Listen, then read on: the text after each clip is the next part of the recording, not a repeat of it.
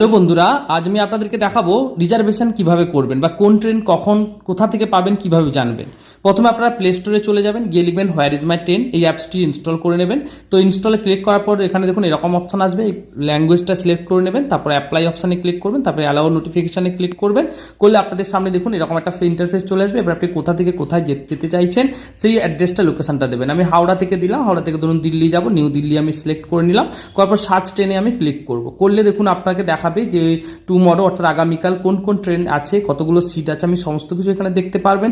যদি চান আপনি এরকমভাবে এখান থেকে ট্রেনের লোকেশনও এখান থেকে আপনি সিলেক্ট করতে পারবেন। দেখুন রানিং স্ট্যাটাসে ক্লিক করবেন, করে ওই যে ট্রেনটাকে আপনি চাইছেন সেই ট্রেনটার নাম্বারটা এখানে দেবেন, দিয়ে সার্চ অপশানে ক্লিক করলেই আপনাকে দেখিয়ে দেবে ট্রেনটা কোন পজিশনে বা কোথায় আছে। এছাড়া আপনি যদি ডে আফটার অর্থাৎ কোনো যদি পার্টিকুলার দিন চান, যে আপনি ধরুন 1 মাস পরে বা 2 মাস পরে যাবেন, এখান থেকে ডেটটা সিলেক্ট করে নেবেন, সার্চ অপশানে ক্লিক করলে আপনি ট্রেনের নাম সমস্ত কিছু দেখতে পেয়ে যাবেন।